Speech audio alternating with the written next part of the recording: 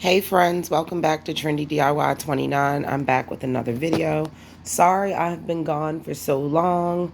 I was in the process of like moving and stuff like that. So I moved, my beautiful garden is gone, but now I have the opportunity to rebuild and show you guys how I go about making the decision. I was going to make a video on how to move a garden, but it was so much work that it was just the last thing I was trying to do was film. So I apologize about that. But today it's a beautiful day outside. So I decided to just do a quick little short video on some of the plants that I'm going to be starting. I went to my local dollar store. I believe it was Dollar General, and they had these pre-filled seed starters for $5, and they were all their garden stuff was buy one get one half off. So I got two of them, and hopefully I can get some plants started. So I got two of these bad boys for $7.50, which I thought was a great idea because, of course, I plan on reusing them. They already have the dirt, everything in there. Only thing I got to do is just add seeds. Simple. So, um, the plants that I plan on getting started, not in any particular order. I want to get some herbs going. Finally, my rosemary, after 4 years, it died. So I definitely want to get some rosemary. I'm not sure how good these rosemary seeds are. I've had them for a very long time. And if you've ever tried to grow rosemary from seed, you will know that it's a very hard plant to try to get to germinate. But I was able to get some to germinate a while ago, but then it died. So, yeah, I got a little bit busy. It died. The next is going to be cilantro slow bolting. I don't know how accurate that is because I planted this year and it's still bolted, but I'm not really sure if it took longer to bolt than normal. But I have some bolted outside already that I'm keeping because I want to get the coriander seeds from when it bolts. So I like to use those in my pickling spice. So that's a good thing about cilantro. If it does go to seed, keep it so you get coriander seed as a spice, which is very cool.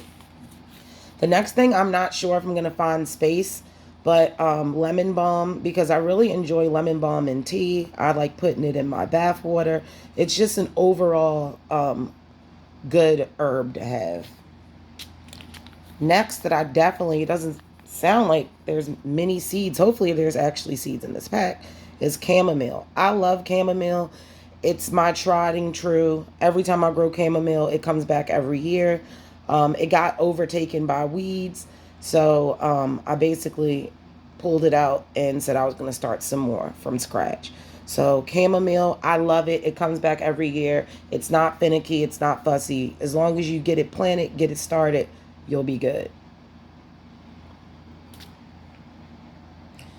So that's it for the herbs. Something that I've never been that successful in that I want to try is broccoli. This is one called broccoli de Seco or de Cicio. Not sure how you pronounce that, but it's 48 days to harvest, which I find to be crazy. Um, and it is a little bit late, but it does say that on the back of this pack. And my zone is saying that I can plant it, and I'm at the end of July. So I'm going to go ahead and get these started. And another one that I absolutely love when I go to restaurants, excuse my room, I'm not 100% unpacked yet, but is the broccoli rabe. I love broccoli rabe. I think it's so good, and it's a fast alternative while you're waiting on those big heads of broccoli. At least you can pick some. So I definitely want to do a lot of broccoli rabe. That one, when I grew that last year, it took a while though, to the point I forgot about it. And then by the time that I realized what it was already like the end of the season, so I really didn't get to enjoy it. Then, of course, my greens. I love my greens because in Zone 7, where I'm at in Maryland, my greens tend to come back every year. So, Georgia collards, they've never failed me. They've always grown very well in my area, and I always get very big, healthy plants. So, I'm definitely going to be planting a lot of Georgia collards. Swiss chard. This is rainbow Swiss chard. I think I might have ruby red Swiss chard, but because I've learned when you get the variety pack, it tends to usually be like all white. Like all of the white type of Swiss chard. You very rarely end up, unless you plant the whole entire pack, it's very rare you're going to end up with multiple colors like how you see on this pack. So I try to just plant a particular color. Next is an early Jersey Wakefield. If you guys are wondering, this was a seed company in Baltimore that I found out about a few years ago. And literally, as soon as I found out about them, COVID killed their business. So Meyer Seed Company is no longer available. But I cherish the seeds I got from them because a lot of their seeds, when I went there, they told me a lot of those varieties were like tested and tried and true in the Maryland region. So when you have places that sell seeds for your exact region, you have a lot more success when growing in your garden. So yeah, the early Jersey Wakefield cabbage, I felt like that it would be a little bit easier just because you can see the head isn't that big. But if you check out, I have a YouTube video of when I grew cabbage last year and it didn't form a head, and I cooked the leaves and it turned out absolutely delicious. So you can still eat it.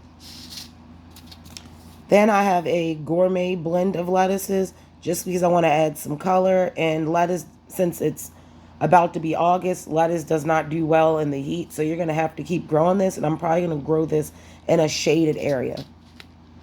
Then I also have some Bloomsdale long-standing spinach, which I love spinach. I like to cook it down. You really need a lot of spinach.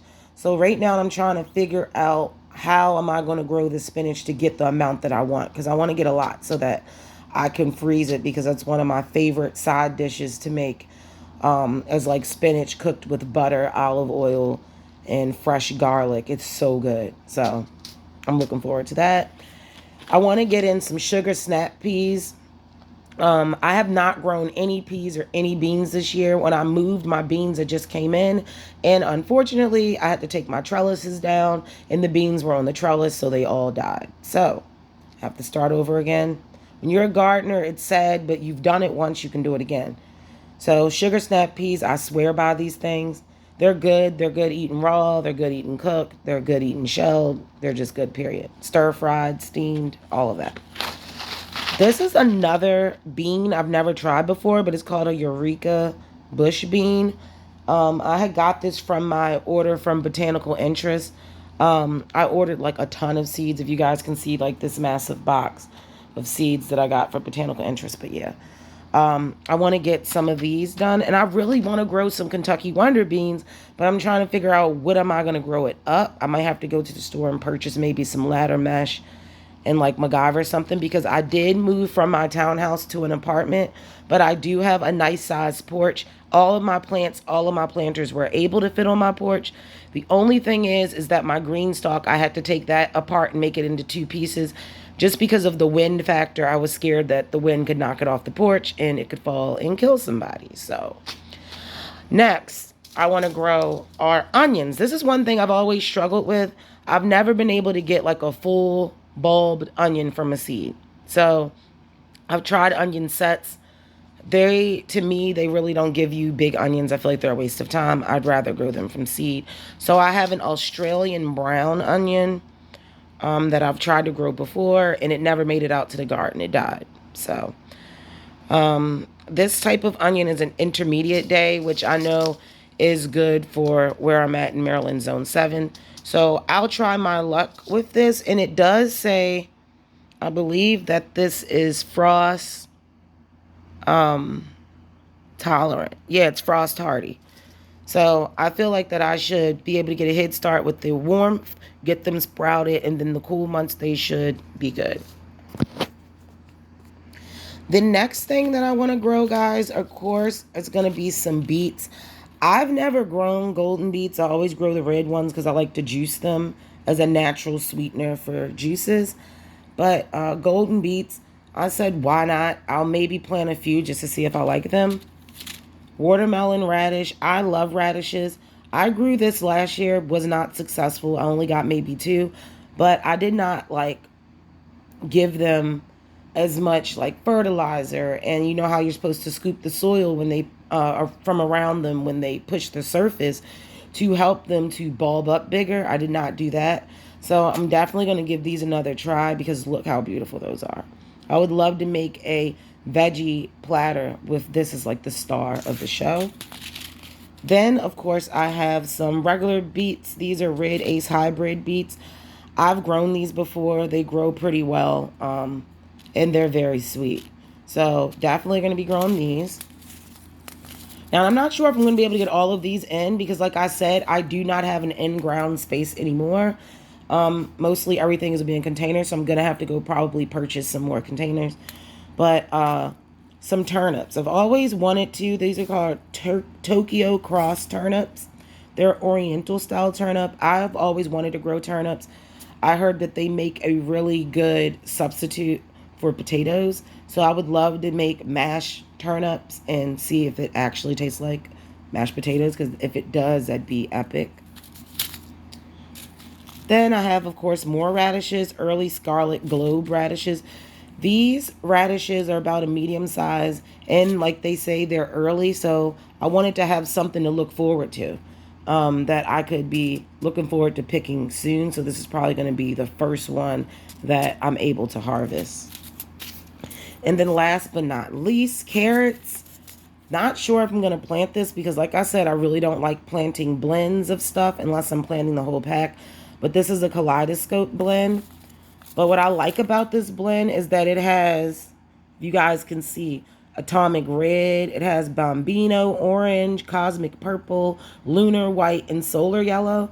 So technically, I can plant a whole bunch of different varieties and see which ones I like. And then the following year, I'll be able to, buy full packs of that seed. So I feel like maybe this would be a good idea just to try a whole bunch of carrots at once.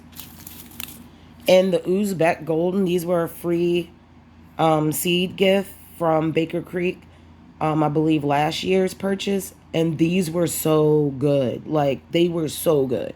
Like, very, very good. So I would recommend order Uzbek Golden carrots. I wanted to make this particular dish called pilaf that they make, but I didn't get a chance to make them because I didn't grow enough last year to actually make that dish. So I definitely want to grow these, mix them in somewhere because they're so delicious. And then I have, of course, cosmic purple carrots. I ordered these with my big order from Botanical Interest when they had a super sale. Like, all their seeds were like $1 and something. I spent like $200. But these are all the things, guys, that I plan on getting into the garden. So make sure you like, you share, and you subscribe. And I will be having a garden video coming up so you guys can see all of the fun things that I've been growing. And make sure you like, you share, and you subscribe. And I will be back with another video.